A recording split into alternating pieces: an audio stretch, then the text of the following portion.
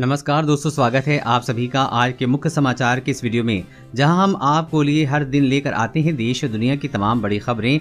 एक एक करके सभी बड़ी खबरों के बारे में आपको सटीक जानकारी देंगे। बस आप इस वीडियो के साथ अंत तक बने रहें। साथ ही आपसे एक छोटी सी रिक्वेस्ट है कि मुझे इस वीडियो को बनाने में बहुत मेहनत लगती है, तो इस मेहनत के लिए वीडियो पर एक लाइक जरूर कीजिएगा। साथ ही वीडियो के नीचे दिए गए इस लाल बटन को दबाकर चैनल को सब्सक्राइब कीजिए और इस घंटी को भी दबाइए, ताकि आपको दिन भर की बड़ी खबरों की जानकारी लगातार मिलती रहे। तो चलिए दोस्तों, एक एक करके सभी बड़ी खबरों के बारे में जान लेते हैं। तो दोस्तों, आज की पहली बड़ी खबर की अपडेट की बात करें तो कोरोना का आंखों पर पड़ रहा है बुरा असर। धुंधला दिखने के साथ सिर दर्द की बड़ी परेशानी। जी हां, कोरोना वायरस का संक्रमण जितना फेफड़ों को नुकसान पहुंचा रहा है, उतना ही शरीर के अन्य हिस्सों को भी इसका असर देखने को मिल रहा है।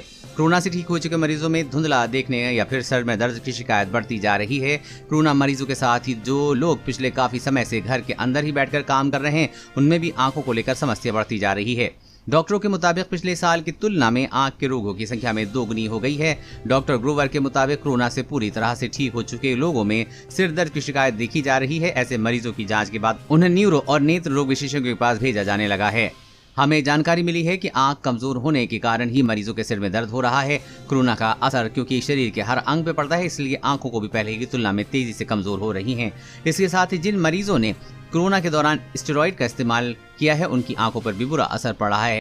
और अगली बड़ी खबर की बात करें तो अब ट्रैफिक पुलिस नहीं रोक सकेगी, आपकी कार न कर सकेगी चेकिंग। जारी हुआ नया आदेश। जी हां, मुंबई में रहने वालों के लिए राहत भरी खबर है। अब ट्रैफिक पुलिस आपकी कार रोककर बिना वजह परेशान नहीं करेगी। यही नहीं, पुलिसकर्मी आपकी गाड़ी को बिना वजह चेक नहीं कर सकेंगे। मुंबई पुलिस कमिश्नर हेमंत नगराले ने इस संबंध में एक सर्कुलर जारी किया है। सर्कुलर में जारी आदेश के मुताबिक ट्रैफिक पुलिसकर्मी वाहनों की चेकिंग नहीं करेंगे। खासतौर पर वहां जहां नाका है, पुलिसकर्मी सिर्फ निगरानी करेगा और इस बात पर फोकस करेगा कि यातायात समान रूप से चलता रहे। वो किसी गाड़ी को तभी रोकेंगे जब उससे ट्रैफिक की गति पर असर पड़ रहा हो। आमतौर पर यह देखा जाता है कि ट्रैफिक पुलिस सिर्फ शक के आधार पर ही कहीं भी वाहनों को रोककर चेकिंग करने लगती है। इसमें वहां यातायात प्रभावित होता है।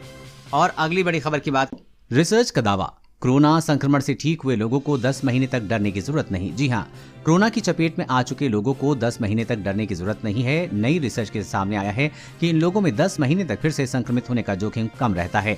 यूनिवर्सिटी कॉलेज लंदन के वैज्ञानिकों द्वारा किए गए एक अध्ययन में ये बात सामने आई है। अध्ययन में कहा गया है कि जो पहले कोविड-19 से संक्रमित हुए थे, उनका दोबारा संक्रमण होने का खतरा उन लोगों से 85% तक कम है जो पहले संक्रमण का शिकार नहीं हुए हैं।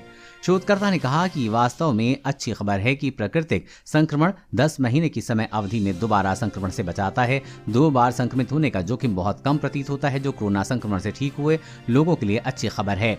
और अगली बड़ी खबर की बात करें तो होंडा की कारें अगले महीने से हो जाएंगी महंगी। कंपनी कर रही है विचार, कितनी बढ़ेगी कीमत। जी हाँ, होंडा कंपनी अगले महीने से भारत में अपने सभी मॉडल की कारों को कीमतों में बढ़ाने जा रही है। कंपनी के एक वरिष्ठ अधिकारी ने कहा है कि स्टील और बहुमूल्य धातुओं जैसे कि जरूरी चीजों के दाम बढ़ने की वजह से उसे ये कदम उठाना पड़ रहा है। खबर के मुताबिक कंपनी भारतीय बाजार में होंडा सिटी और अमेज सहित कई मॉडल बेचती है। फिलहाल कंपनी ये तय कर रही है कि वो अपने कस्टमर पर वाहन कीमतों में बढ़ोतरी का कितना बोझ डालेगी।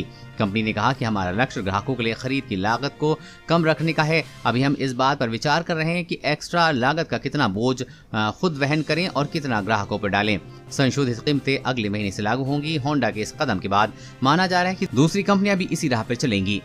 और अगली बड़ी खबर की बात, कमजोर इम्यूनिटी वालों को पहले वैक्सीन लगाकर रोका जा सकता है कोरोना संक्रमण का खतरा। स्टडी। जी हां, पिछले 1.5 साल से अधिक समय में कोरोना ने दुनिया भर में कोहराम मचा रखा है। कोरोना का संक्रमण इसलिए भी ज्यादा खतरनाक हो गया है क्योंकि समय समय पर इसके रूप में बदलाव देखने को मिल रहा है। यही कारण है कि वैक्सीन को कोरोना की इस जंग में सबसे बड़ा हथियार के रूप में देखा जा रहा है। ऐसे में सवाल उठता है कि क्या कोरोना के SARS-CoV-2 म्यूटेशन को रोकना संभव है। वैज्ञानिकों का मानना है कि SARS-CoV-2 म्यूटेशन को रोका जा सकता है, लेकिन इसके लिए वैक्सीनेशन के तरीके में थोड़ा बदलाव करने की जरूरत है। वैज्ञानिकों के मुताबिक कोरोना तेजी से अपना रूप बदल रहा है। ऐसे में उन लोगों पर खतरा ज्यादा है जिनकी इम्यूनिटी यानी कि रोग प्रतिरोधक क्षमता कमजोर है। उदाहरण के तौर पर कैंसर, टीबी और HIV से पीड़ित मरीज की इम्यूनिटी काफी कमजोर होती है और उसमें कोरोना के नए संक्रमण का खतरा बढ़ जाता है। इसलिए अगर कोरोना को रोकना है तो इन लोगों को चयन करना जरूरी है जिनकी इम्यूनिटी पहले से काफी कमजोर है। और अगली बड़ी खबर की बात करें तो देश के लाखों मजदूरों श्रमिकों के लिए जरूरी खबर, न्यूनतम मजदूरी होगी तय, सरकार ने बनाई समिति। जी हां, सरकार ने राष्ट्रीय स्तर पर न्यूनतम मजदूरी तय करने के लिए प्रोफेसर अजीत मिश्रा की अगुवाई में एक विशेषज्ञ समूह का गठन किया है। श्रम और रोजगार मंत्रालय ने एक आदेश जारी किया है और न्यूनतम मजदूरी और राष्ट्रीय स्तर पर न्यूनतम मजदूरी के निर्धारण पर तकनीकी जानकारी और सिफारिश देने के लिए एक विशेषज्ञ समूह का गठन किया गया है। खबर के मुताबिक अलग अलग कैटेगरी के श्रमिकों श्रमिकों के लिए न्यूनतम मजदूरी अलग अलग है। राष्ट्रीय स्तर पर न्यूनतम मजदूरी का तात्पर्य ऐसी सैलरी से है जो पूरे देश में सभी कैटेगरी के श्रमिकों पर लागू होता है। समूह का गठन नोटिफिकेशन की तारीख से 3 साल की अवधि के लिए किया गया है। अब देश के लाखों मजदूरों श्रमिकों के लिए पूरे देश में एक समान न्यूनतम मजदूरी तय की जाएगी।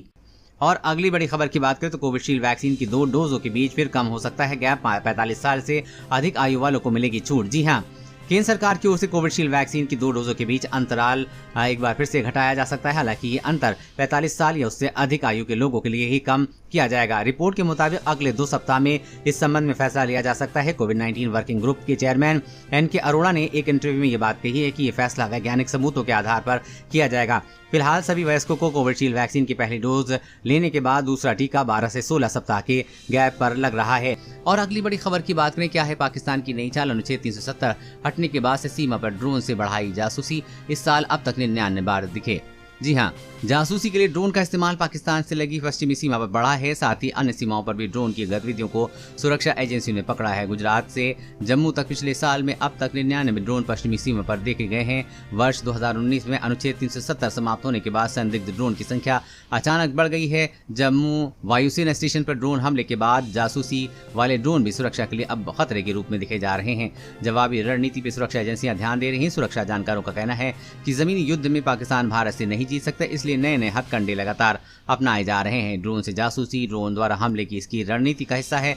भारत में के लिए ड्रोन से जासूसी की समस्या केवल पाकिस्तान सीमा तक सीमित नहीं है, बल्कि नेपाल और चीन सीमा पर भी ड्रोन देखे गए हैं। इसलिए बीएसएफ के अलावा ITBP और SSB के लिए ड्रोन गतिविधियों को पकड़ने और इसे नाकाम करने की तकनीक की सख्त जरूरत बताई जा रही है। और अगली बड़ी खबर की बात करें तो केंद्र ने मुख्य सचिवों को भेजा संदेश, बढ़ते मामलों पर रहें अलर्ट। त्योहारी सीजन में लॉकडाउन लगाने में नहीं करें संकोच। जी हां, देश में कोरोना की दूसरी लहर अभी पूरी तरह से समाप्त नहीं हुई है। हालांकि मामलों में कुछ कमी जरूर रिकॉर्ड की गई है, लेकिन कई राज्यों में कोरोना एक बार फिर से तेजी से बढ़ने लगा है, जिस पर केंद्र सरकार पूरी तरह से नजर बनाए हुए है। ऐसे में अब केंद्र सरकार ने कोरोना संक्रमण के और तेजी से फैलाव होने के रोकने और उससे बचाव के लिए एहतियात तौर पर सभी राज्यों और केंद्र शासित प्रदेशों को पत्र लिखकर आगाह भी किया है। केंद्र ने खासकर आने वाले त्योहारों पर पूरी तरह से अलर्ट रहने का निर्देश दिया है। साथ ही राज्यों को यह भी निर्देश दिया है कि वो इन त्योहारों पर कोविड-19 प्रोटोकॉल उचित व्यवहार का पालन करने को त्योहारी सीजन में प्रतिबंध भी लगा सकते हैं।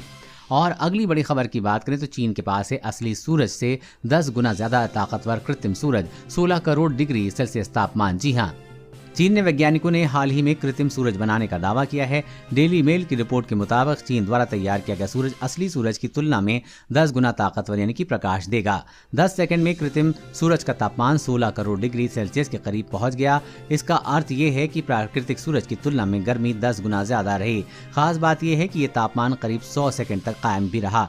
चीन के अनहुई राज्य में एक रिएक्टर में इस कृत्रिम सूरज को बनाया गया, जिसमें न्यूक्लियर संलयन की मदद ली गई है। सामान्य तौर पर इस तकनीक के जरिए हाइड्रोजन बम बनाया जाता है। वहीं कई लोगों का मानना है कि कृत्रिम सूरज चीन सहित पूरी दुनिया के लिए खतरनाक भी साबित हो सकता है। और अगली बड़ी खबर की बात करें तो सावधान, ऐसे लोगों में डेल्टा वेरिएंट से संक्रमण का खतरा अधिक, अस्पताल में भर्ती होने का जोखिम भी दुगना। जी हाँ, दुनिया भर में तेजी से फैल रहे कोरोना का डेल्टा वेरिएंट स्वास्थ्य संगठनों के लिए गंभीर चिंता का विषय बना हुआ है। विश्व स्वास्थ्य संगठन के मुताबिक दक्षिण अफ्रीका और यूनाइटेड किंगडम में इस वेरिएंट के कारण कोरोना के मामले फिर से तेजी से बढ़ने लगे हैं। इसके चलते कई देश दोबारा लॉकडाउन की तरफ बढ़ रहे हैं। डेल्टा वेरिएंट जो कि म्यूटेशन के साथ डेल्टा प्लस बदल गया है।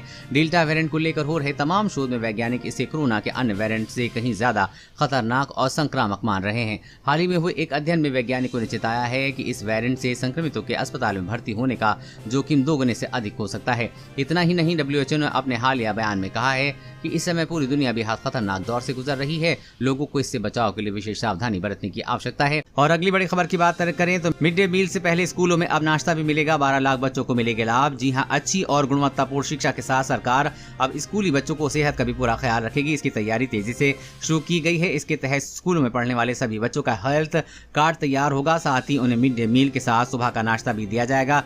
अभी स्कूल में पढ़ने वाले बच्चों को सिर्फ मिड डे मील ही दिया जाता था। हालांकि सुबह का नाश्ता देने की शुरुआत अभी ऐसे जिलों से की जाएगी जो कुपोषण से सबसे ज्यादा प्रभावित हैं। सरकार ने ये पहल नई राष्ट्रीय शिक्षा नीति की सिफारिश के बाद की है। और अगली बड़ी खबर की बात करें तो शोध में हुआ खुलासा, कोरोना वैक्सीन से कैंसर पीड़ितों को मिल सकती है राहत। जी हाँ, कोरोना वैक्सीन से बचाव में विकसित वैक्सीन में कैंसर मरीजों को सकारात्मक नतीजे देखने को मिल रहे हैं। इस लाइलाज बीमारी से जूझ रहे लोगों के लिए अच्छी खबर है। इस बीमारी से ग्रस्त मरीजों के लिए एक अध्ययन में नतीजे में ये बात सामने आई है। अध्ययन के अनुसार कैंसर से पीड़ित मरीजों में कोरोना वैक्सीन कारगर पाई गई है। वैक्सीन की दूसरी डोज लगने के 3 से 4 हफ्ते बाद करीब 95% कैंसर मरीजों में कोरोना के प्रति इम्यून सिस्टम काफी हद तक बेहतर पाया गया है।